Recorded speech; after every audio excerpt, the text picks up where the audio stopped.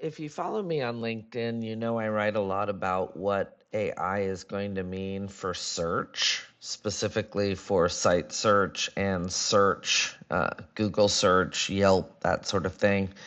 And the reason why is that up until now, search has been powered by a lot of fragments, meaning keywords. And that is changing. Everything is changing over to questions. And so, what I'm going to show you today is a service called Answer the Public that really talks about what people are searching for on the internet. And they break it down by AI models, search engines, social media, and shopping. And you see a graph like this that says, here's what people are searching for and why. It's like a little wheel. And then if you scroll down, you can start to see the types of questions that people are asking. And this is the dilemma for people who write for the web, because up until now, you could assign a robot to crawl the text and it would do keyword clusters, and then you could match content and make sure a site could surface it. Now, everything with these new AI models is going to questions. People are asking questions in a search field where they can put in how to safely remove a small bee nest myself. How do I do it? What are the top rated bee removal services near me?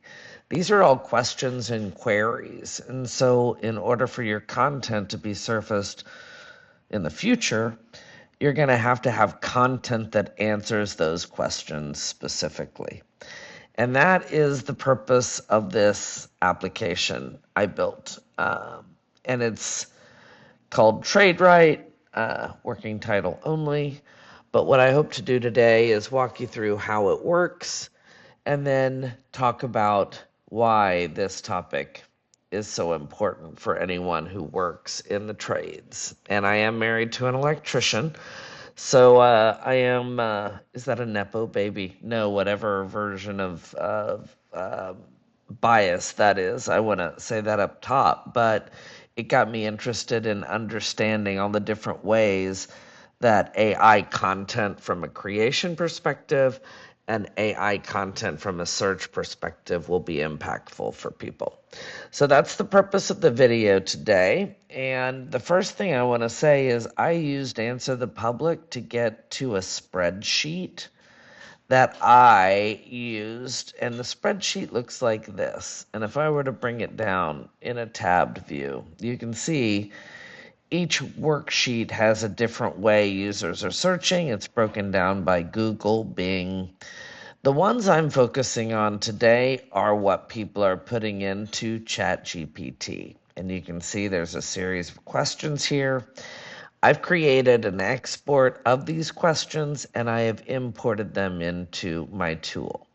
But Answer the Public's a great service because it does go through and organize things based on how the different users are searching for things.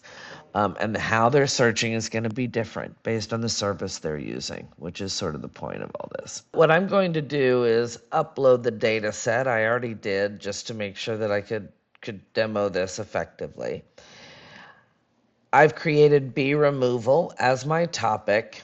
And when I go into my topic, what I can do is say, I'm interested in this topic, and I can set location-based variable as part of this data set. I'm interested in doing this in Dallas, where I live. And here, because I'm saying Dallas, I can identify and fill out different properties like climate, which regional codes I want to write to. And then I want to be able to upload all the questions as a payload.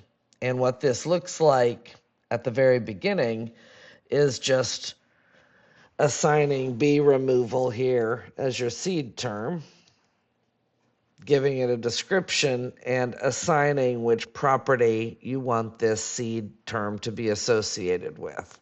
And my client, Honeybee Rescue, is the property.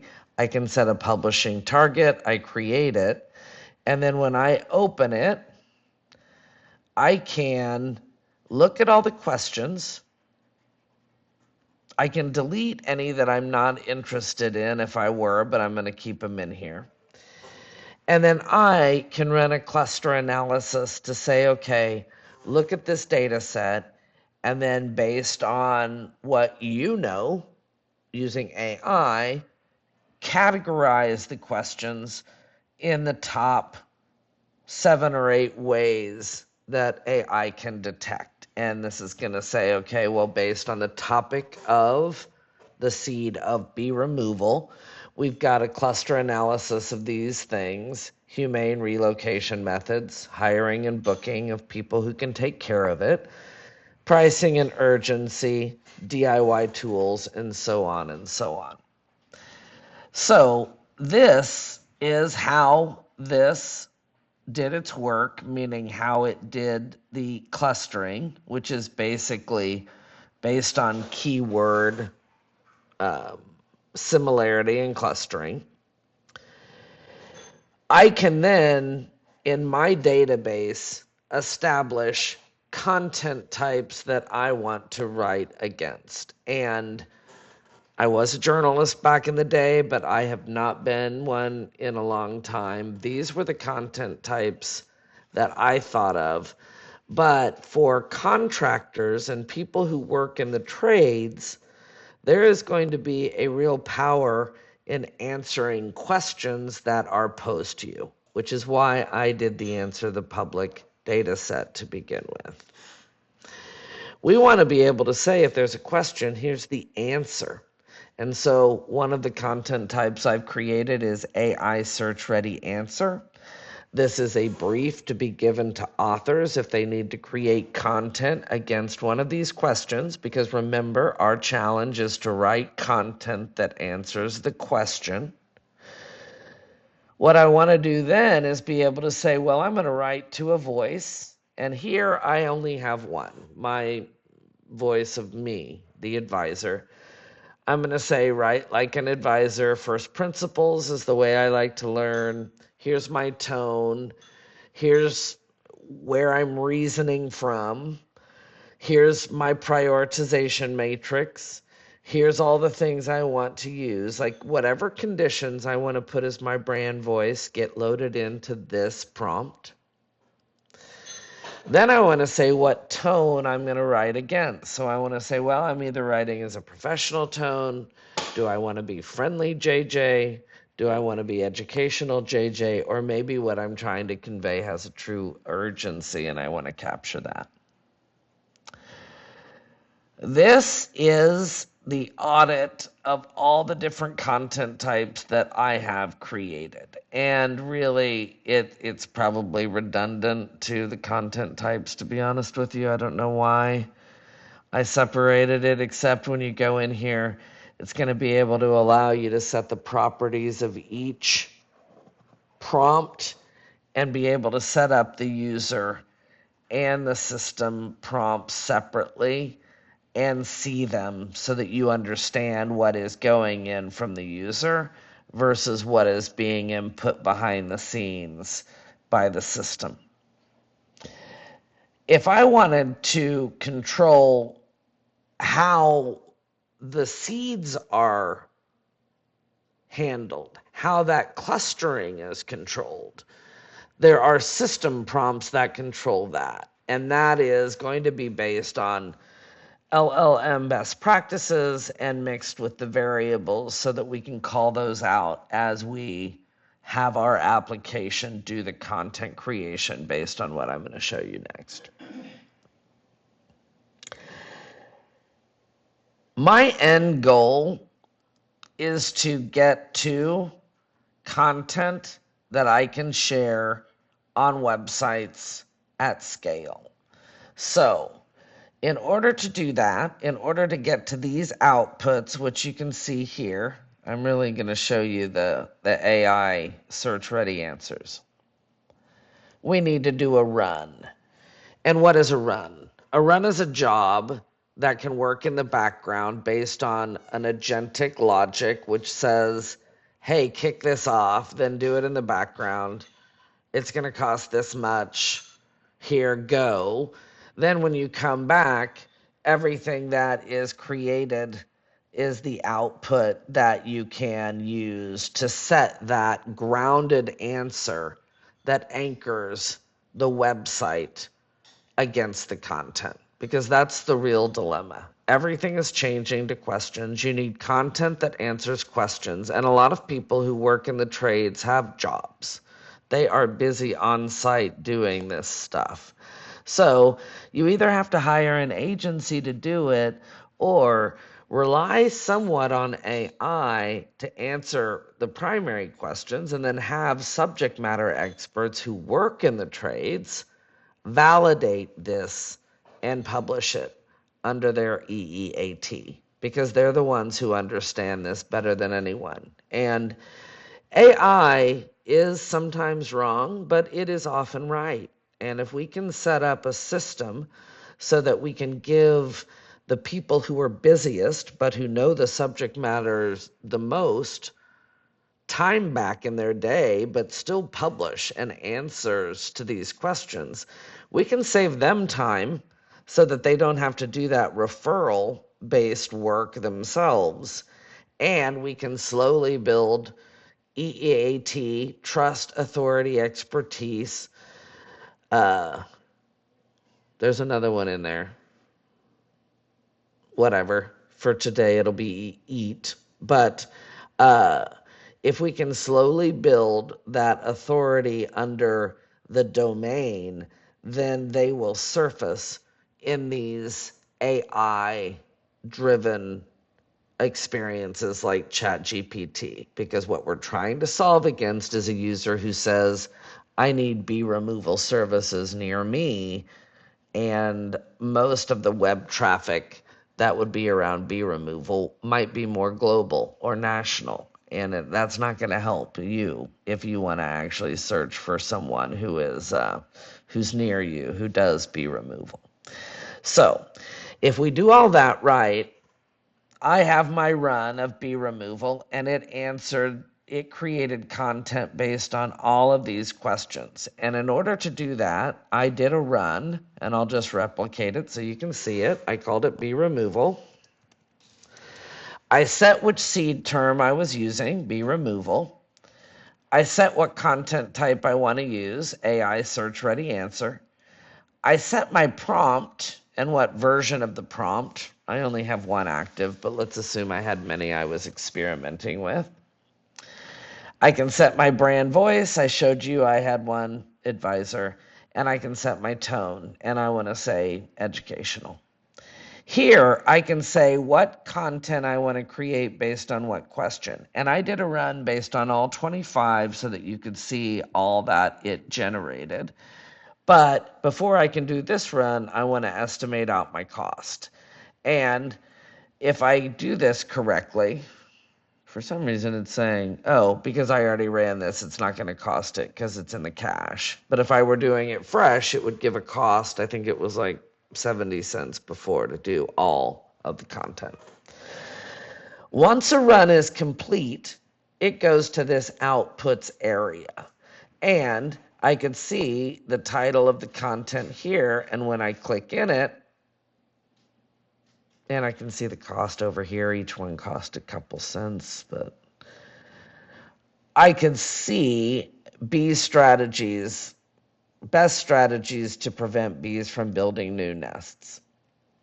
Here's the question and answer to that question based on AI and based on the location properties that I put in, because this question might have a different answer if I'm in Dallas, if I'm in New York, or if I'm in Los Angeles. So we need to be sensitive to the location stuff, but also account for that in our engineering so that when I run a prompt or a series of prompts together, it can cling on to the location information and inform content based on that. So here I have a question, direct answer, any supporting facts that I can curate, an expanded answer, what actually prevents reinfestation, where bees usually start in Dallas homes. This is where the location comes in, and it'll tell you specifically based on Dallas where bees would be, which would be different based in Los Angeles or Las Vegas. What does not work well? A prevention checklist. It is anything anything that we want it to be, as long as we can define it in the prompt. I'm running out of tokens here because this is a demo, but if I wanted this to go on and on, I could update my token limit. But really, this is the content that we want indexed under our site. And the way we're going to do that is to set up a property in the system. Honeybee Rescue, we're going to set the attributes, logo, the domain.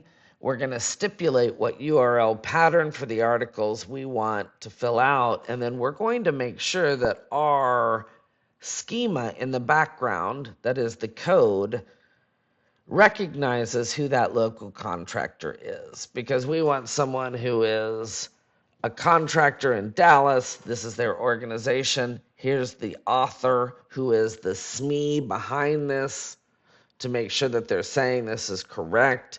And then if they've got any credentials they want to bring forward, they're not filled out here, but if I wanted to, I could say this is my license number. These are my other subject matter expertise, and we can start to make sure that our content in the background informs that question and answer loop that's going to be necessary for your content to surface in these new AI models. And I've set up some stuff about where I want to go with this app, but really what I want to do is make sure that any attributes of the contractors I'm dealing with are set up in this property model before I do any sort of run, because we want the content to respect location. But if we've got expertise that's really valuable, we have defined it in our data model, and then we can then provide the assets necessary to wrap this content effectively for a client. And I think this is going to page not found because I haven't published the content yet, but what we're really looking for is an iframeable asset or a JS embed that any person could drop into their website framework, and then they could get credit for the content that we create. At the end of this, what an administrator will see is everything on the left, and then an ability to change the fonts, be able to set up a site profile so that I could set my domain as part of this and make sure that we could do competitive analysis at some point if we wanted to. This part is a work in progress. But really, what we're going to do is extend this so that clients can wrap the content. They can brand it with their local SMEs if they find it quality, which they will, because we will vet it to make sure it is. And then when this content surfaces on each website, that is where you start to get found, and your metrics around site search in these ChatGPT interfaces will improve. If I look at this output and I go to any one of these articles now, what's the difference between removal and extermination services? I can then go in and have a SME come in and say, this is correct, incorrect, give them direct access. They can set a status of approved and provide QA notes against what may be wrong, missing, or needs some sort of attention or revision. If I'm creating a content cluster, meaning a set of content grouped with intention around any topic, we could assign a pillar and hub role to this based on seed content. So if this is the most important question, I could say the cluster role is pillar. And then if I had other content, I could assign it a cluster role of supporting, and then slowly REEAT under those clusters will go up, up, and up under the domain expertise of the SMEs that we onboard as part of this contracting and author model.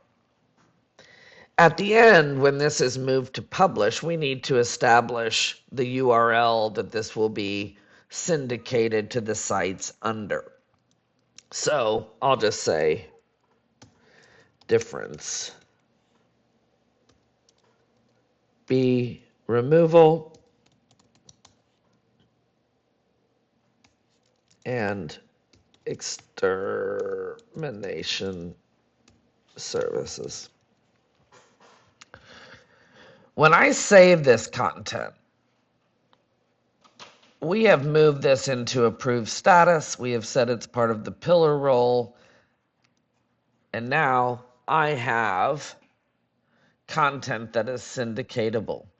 And you can see right now, it is returning everything in Python code mode, in JSON, as well as nested Python, so that you can see it here. At the dashboard view, the admin of this can keep track of how many seeds they've uploaded, how many keywords. And if you work in the trades, you're typically doing clustered services. So you may have bee removal as part of what you do, but you also do roofing, or you're doing chimneys.